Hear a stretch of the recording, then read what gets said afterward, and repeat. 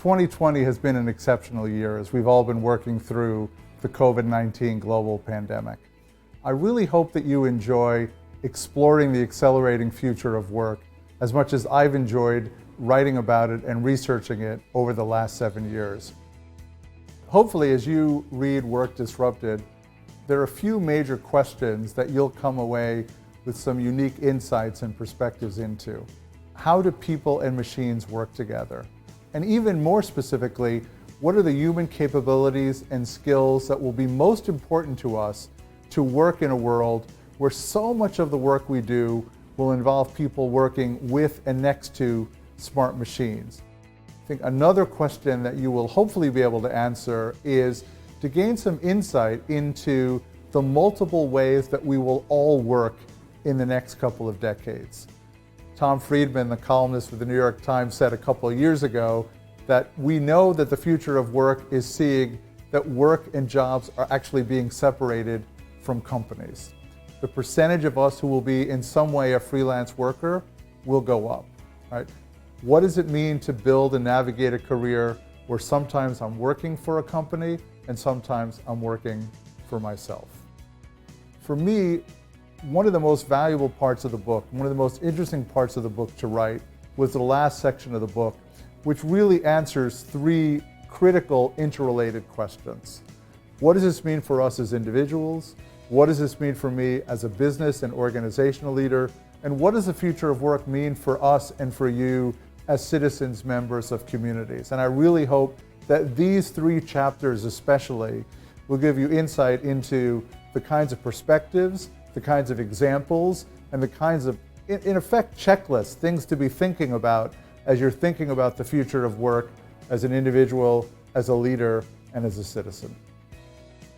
We've learned a lot in what's really been a scary time over 2020. But I hope as you're thinking about how we navigate the future of work, how we navigate what's next, that you can take some of the new mindsets and the positive messages that we explore in Work Disrupted to help you on that journey going forward. Really look forward to your comments, look forward to your questions and your personal feedback and your personal experiences. Thanks.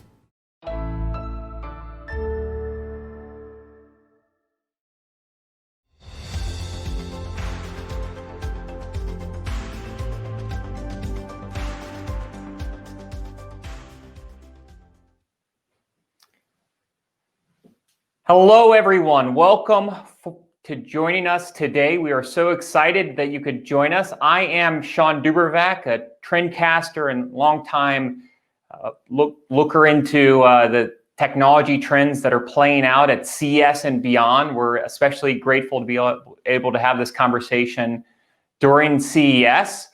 Let me welcome Jeff Schwartz to the screen. I'm excited to have a conversation with Jeff today. Jeff is the founding partner of Deloitte Consulting's Future of Work program and the work that they do there. Also, since 2011, he has been the global editor for their Future of Human Capital Trends report. But we're really here to talk about this today, Work Disrupted, Jeff's new book. Jeff, we can now add author to your long list of accomplishments throughout your career. A year ago, you and I were at CES in Las Vegas, wandering the halls of that great show, watching out for the robots, dodging the big screen televisions, ducking under drones and everything else that it emerges at CES. And at that time, really before COVID was even on our view, you were talking about Work Disrupted, and you were talking about all the forces at play there and how they were going to interact with what we were doing and drive the future of work. Why this book and why now? And really, one of the things that I noticed from the very beginning, even at CES a year ago, you were talking about Work Disrupted. We've seen Work Accelerated, but you've kept with that title, Work Disrupted. So talk a little bit about your thoughts there. Shawn, it's great to be with you, and it's great to be at virtual CES, although as you and I were talking earlier, strange not to be in Las Vegas and doing the book talk there, but just glad we can do it this way. Um, let me start by framing it this way. Albert Einstein, I don't think you can go wrong if you start with a quote from Albert Einstein, by the way, said that you can't use an old map to explore a new world. Although a lot of managers and business leaders are trying to do that. And certainly we've seen the trends, the accelerating trends, and I won't go through them because they're very well known to any CES audience over the last really 10, 12 years, from 2007, 2008 with mobile and cloud, and then AI technologies. But 2020 was, and Anne-Marie Slaughter, who's the president of New America Foundation in Washington, said this in March, a couple of weeks into the coronavirus hitting us in the US, that the coronavirus is a time machine to the future. And things that we thought would take 5 years took 5 weeks. Now, to have this discussion in early January, I mean, it's sort of, well, obviously, like we've all lived through that. But I think the point is that there is a difference between acceleration, going faster, and actually being in a time machine and seeing what the future is like. And I think that's the challenge that we have right now. And let me just give 2 examples. We've talked for the last 10 years about exponential change, but we've actually all experienced it in the last year. I'll just give 2 quick data points. One is the move to remote work. By most estimates, something like 3 to 5% of quote unquote, the people that could work remotely were working remotely in January, February of 2020. By March and April, that number went up to 50%, according to MIT and some other researchers. That's 10x. And another example I saw, this is one of the largest healthcare providers in the US. They reported that between 2015 and 2019, they did 830,000 telemedicine interactions in 4 years. And in 2020, they did 1.3 million into the fall. But let me put that in perspective. From 2015 to 2019, 454 an average a day. In 2020, 4,300 was the average a day. So we are seeing this next change right now, right? And we haven't even talked about the 1.6 billion students, including my older daughter who's an MBA student, who found themselves studying remotely. So we are in the middle of this. We are experiencing the shift. And I think that's one of the differences that I think is the big opportunity that we'll come into talking about today. And you know, as you think back, obviously this book has built over years. You've been thinking about work disrupted for a very long time. You've obviously been writing about it and leading companies as they look at how work is being disrupted. How has the last, say, 12 months changed your perspective? How has the pandemic changed your view on your original thesis around work disrupted? And what do you see moving forward? Yeah, well, look, we've all had an incredible experience. Whatever word you use to describe the last 12 months, you're not going to exactly get it right. But it has been a once in a lifetime year for pretty much everybody who's been part of it. I would summarize it this way, Shawn. 2020 brought into focus what was really happening with the future of work. And I think we saw a few things in 2020 that were really fascinating. One is, the top line is, we saw how amazingly adaptable we are as individuals and as organizations. Public sector, a little less adaptable than we are as individuals and businesses, so we have to work on the public sector aspect, but we are very, very adaptable. We saw in 2020 that our lives are inseparable. What I mean by that is, and the way we're doing this today, I'm in my living room in New York City today. We're not in a studio or one of the hotels or the conference center in Las Vegas. I'm not in my office at 30 Rockefeller Plaza. Our personal and our professional lives have become intertwined and transparent in a way that they've never been before.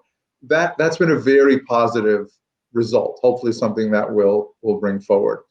I think what we also saw in 2020 is that our lives, in many ways, are stories of work disrupted, right? One of the things I talk about in the book, I was born in 1958. I was born a year after Sputnik, after the year after the space wars really began. I was 11 when the first men landed on the moon. It was men. In 2024, when Eris goes back up, hopefully it'll be women as well. We experienced Y2K, 9/11, the Great Recession, a number of pandemics, H1N1, Ebola, and now COVID-19. And I think what we saw in 2020 is a great quote that many of us are familiar with from William Gibson, which is that the future is already here, it's just unevenly distributed. The corollary that I think we're all seeing in 2020 is that the future comes at us in accelerated bursts. And 2020 was one of those accelerated bursts. So it really challenges us to think about what that path is going forward. And one of the ways I would summarize it is we had a choice. We all have a choice in 2020 and 21. Do we pivot to the future or do we panic? And I think most of us are pivoting to the future. And I don't think panicking, looking back, or standing still is really an option for us right now. And that's really what we try to sort of light a fuse under in Work Disrupted. I love that idea that we see the future come to us in accelerated bursts. I think that's very consistent with what we see at CES, for example. You see trends that are developing over very long time horizons, 10 years, 20 years, and then suddenly, quickly, they're upon us. And so we see all of that come together as some of these ingredient technologies or ingredient forces converge in order to really change the environment that we're in.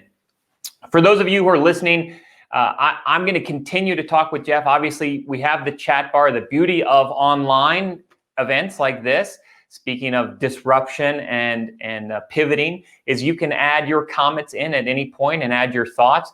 You can also add your questions. So I'll be looking for those questions as we go, and I'll feed some of those to Jeff in the appropriate time. But Jeff, talking about pivoting, you just mentioned that we can either be fearful of the future or we can really embrace it as we look forward to taking advantage of work being disrupted.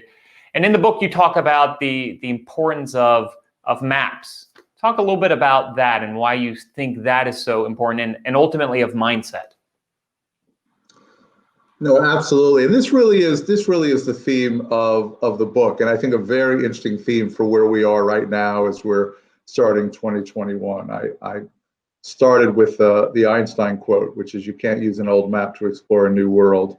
And I think what we're seeing right now is, and we especially see this when we look at Generation Z and millennials, what we're seeing is that the mental models that we had for work and careers in the 20th century are not the mental models and the maps that we need for the 21st century. If you use the wrong map, it's going to be really tough. So, when I was growing up in the 60s, and we would go on car trips, we had a road atlas. It was a big paper atlas that was stuck between the driver and the passenger seat. And, when I got to sit up in the front with my dad, and you were charged with sort of flipping through that big paper atlas.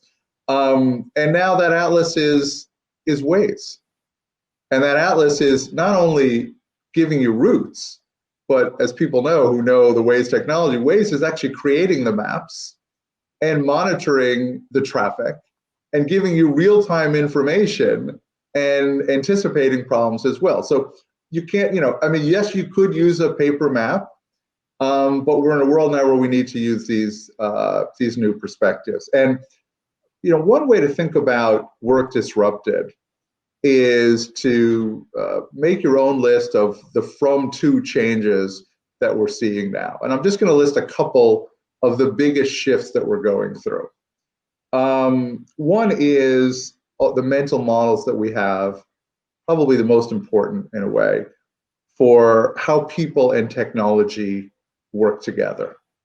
Are we looking at work and technology through a mechanization and an automation lens, really a substitution lens.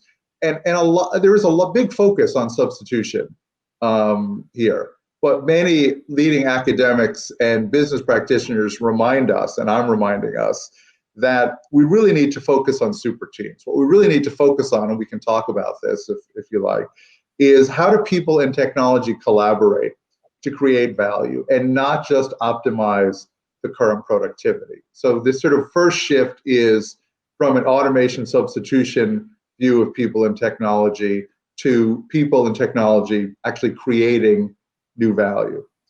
The second is just the whole question of who is an employee, and now increasingly what is an employee, right? We are in the middle of a shift right now between a traditional employee life cycle and a workforce ecosystem. And I'll try to put it very succinctly, Shawn. When we ask business leaders today, who is their workforce, it's actually a question that people ponder. And they tell us it's an interesting question. 5 years ago, you'd say, who is your workforce? And they'd say, well, my employees are my workforce. Now they say, well, I have employees, and I have managed services, and I have freelance workers, and I have gig workers, and I have crowd workers. Oh, and I also have technology that I'm assigning ERP software licenses to, because we're doing robotic process automation. I have this whole notion of digital full-time equivalents. So one of the shifts is who is and what is an employee. And the third, I'll just sort of summarize, is the shift around workplace. So we're talking about workforces and workplaces. We've seen in 2020, workplace used to be a place that we went. Workplace used to be a physical place. It's now how we work. It's how we collaborate. This whole notion of hybrid and flexible, and again, we can go into that. This is one of the themes of the book. We're going from the notion that we go to the office, we go to the factory, we go to the campus, to how we work and how we collaborate is very different. And this creates, each one of these shifts is a big change that requires a new mental model and a new map. And I think that's actually a really interesting point about how technology has changed, right? When you talk about the workplace and the definition of what the workplace is has changed.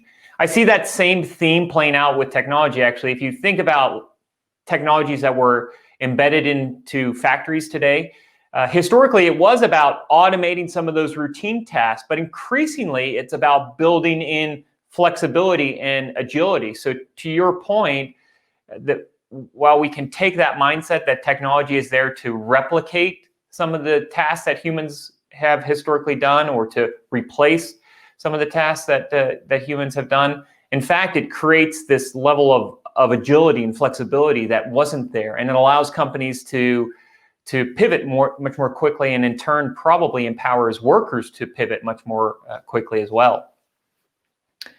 And is that kind of where you see these super teams coming into play? I mean, maybe start with a little definition of what a super team is, and then talk about how we make super teams effective in our workplace environments. Absolutely. So the concept of super teams and super jobs comes from some great research from Professor Tom Malone at MIT, who wrote a book called Superminds. And what he talks about is collective intelligence and how people work together in different ways and how people in technology work together. And one of the things Tom talks about is the importance of not only putting humans in the loop, but his phrase is putting computers in the group. And the expression we use is putting AI on the team. So by a super team, what we mean sort of simply is different combinations of people, technology, teaming in ways to produce new and different and better results, right? And we have a lot of options in terms of the way that we put these different pieces together. Super jobs is looking at it at the individual level. How do you use technology to free up time to spend more time on what you and your colleagues consider value-added tasks? Super teams is when you look at it at a team level. Let me mention one or two examples which hopefully will resonate with people. These are big 2020 examples. In the spring, when the automotive industry was challenged to shift from making cars, which are complicated machines with about 2,000 parts, to making ventilators, which are complicated machines with about 700 parts. So it was sort of, in their bailiwick to actually do it.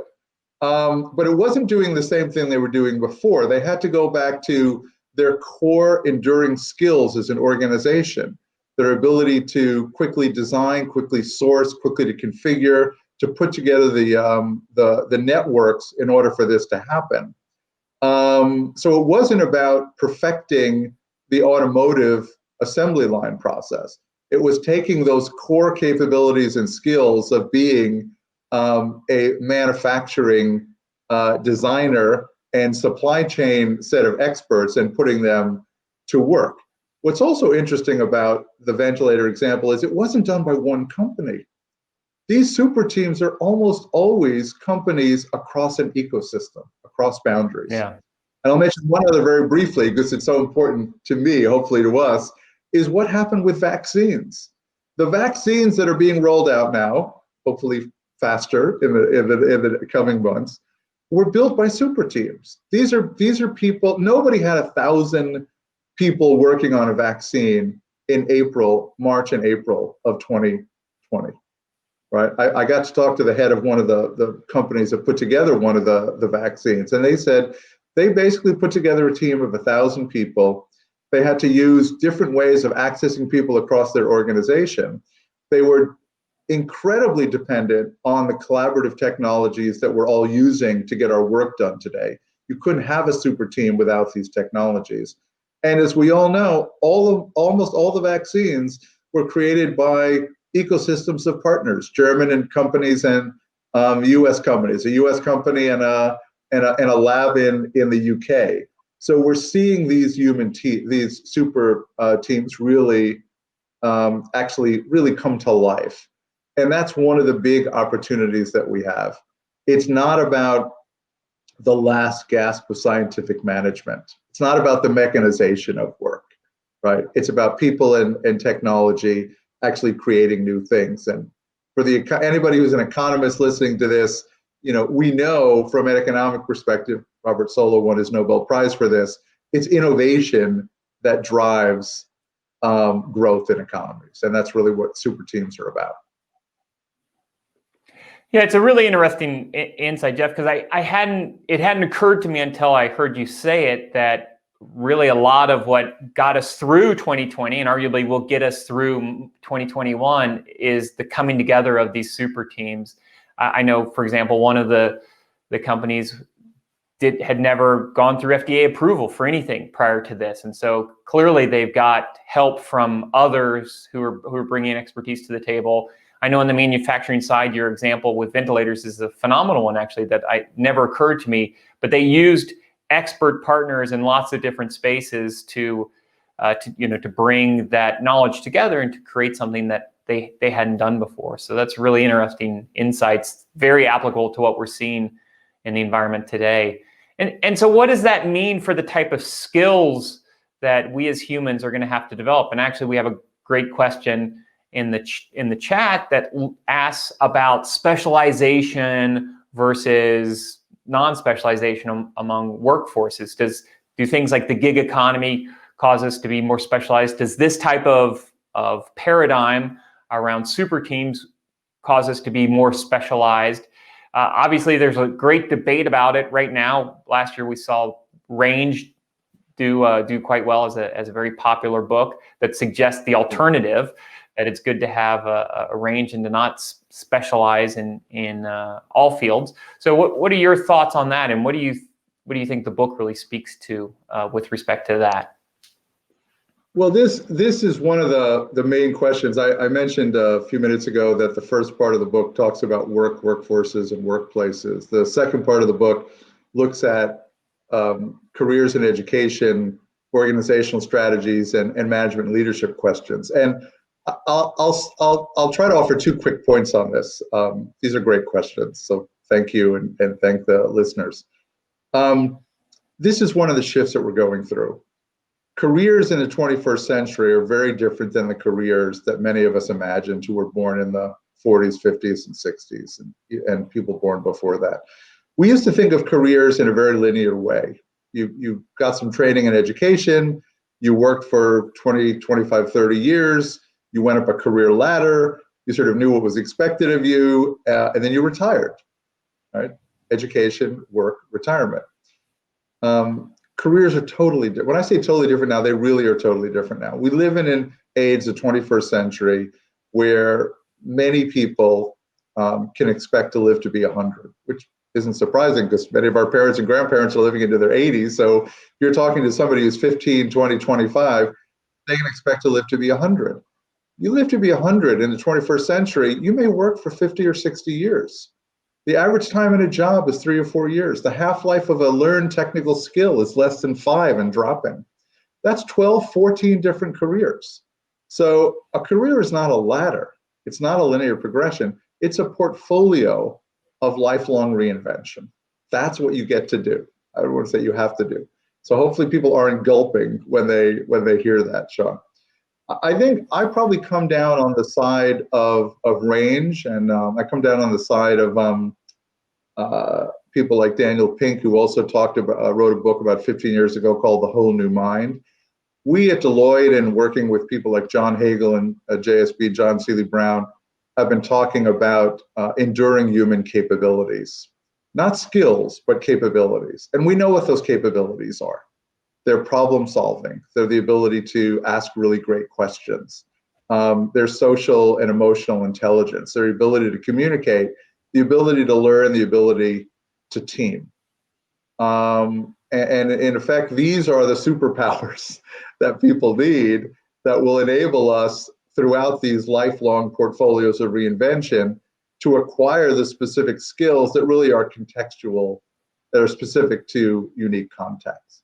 So, what really becomes important, and for some people it's popular, for some it's not, is are we building these enduring human capabilities? And then from a public policy perspective, how easy are we making it for people to go through multiple job transitions through these longer careers? A lot in that question, Shawn. Yeah, well, you hit on an important thing, and you talk about it in the book, and it's one of the sections that I actually love the most about the book. I've read a lot of books about future of work.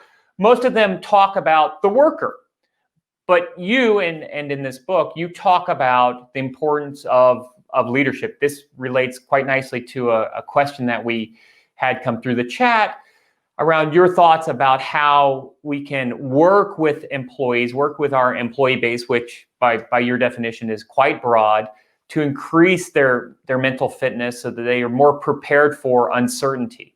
And when I look at the future of work, over the last decade, I'd say we've been talking a lot about the future of work, but for the most part, we've been talking about the worker, and we've been talking about empowering, for example, a remote workforce. What tools do we need to provide that workforce so that they can work remotely, whether it's road warriors or in today's pandemic, working from home? But the flip side of that question, I think, is really important, and that's why I'm so glad that you hit on it in the book, and it's that we also have to manage a remote workforce, and that takes a whole set of unique skills. It isn't enough to empower the worker for this new paradigm, but we also have to empower the managers and the CEOs and the executives who are going to lead that workforce into the future. So I think that to me is one of the really valuable contributions that this book makes.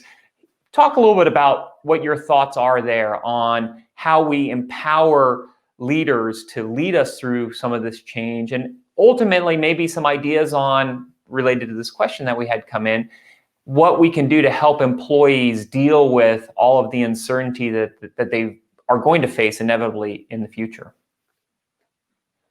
So I love this question, and there are actually a couple of chapters in the book that deal with this question. There's a chapter looking at how our organizations are moving from hierarchies and bureaucracies to networks of teams. And then there's a very specific chapter asking questions about what does it mean to manage the 21st century workforce. Big shifts that are going on here. Let me just give 2 or 3 just quick snapshots. The first is that the notion that a manager is sitting there with a clipboard, keeping track of people, assigning people to the roster, keeping track of who's coming into the office or the factory. That notion of management as a supervisory compliance activity is extremely dated. The role for managers and leaders at every level is to co-design and to work with workers to really coach and team and to fuel their performance, right? There was a big discussion in the last year or two about what's going to happen to middle managers. And I think middle managers are going to become player coaches. They're going to be the people who are on the field working with our teams every day to improve their performance. We need to design work with our teams, not just manage work. I think we need to design the future as much as we need to manage it. And we need to recognize that in a VUCA world, we don't have time to go into what that's all about, sensing, experimenting, inspiring is really important. So the shifts that need to go on at the individual worker level and the managerial level, this is some of the big work, along with developing some of the new technologies to actually work in some of these new ways. And another section I think that relates to this when we talk about inspiring workers and inspiring the workforce as we build forward, one of the great pieces in this book is that you talk about the need to create and imagine preferred futures. Let's talk just a minute or so about what that means to you and what that should mean to all of us listening. So let me make this as a final comment. I know we're running on time. It's gone very quickly, Shawn, and I appreciate it. I think I dedicated the book to my daughters who are 26 and 29, and I was thinking about one of the Google trends that just came out in 2020, and twice as many people globally said that it's important to reimagine the world and remake the world than said it's important to think about and search how do we get back to what we were doing before. So this notion that we really need to think about what we're reimagining and creating. We need to think about what it means to be an explorer. Building that breadth of those human capabilities is really, really important. It's about opportunity, resilience, adaptability, and growth, which are really the themes of the book. I think that's a great place to leave it. One of the things that CES always does for me is it makes me excited for the future. And Jeff, this conversation with you and the book that you have brought to life makes me excited to be part of that future, makes me excited to work in that future. So I encourage everyone to go out and grab a copy of the book. You can go to Deloitte.com/US/work-disrupted to learn more. You can also go to all of your independent bookstores, your Amazons. It's available now, so you can order it. I encourage you to get a copy, take a look, leave a review on Amazon or Goodreads. I know that's always helpful as an author. I know how much I appreciate that, and I'm sure Jeff will as well. So thank all of you for joining us. And Jeff, thank you so much for sharing your insights with us today. Thank you, Shawn, and welcome to Virtual CES 2021.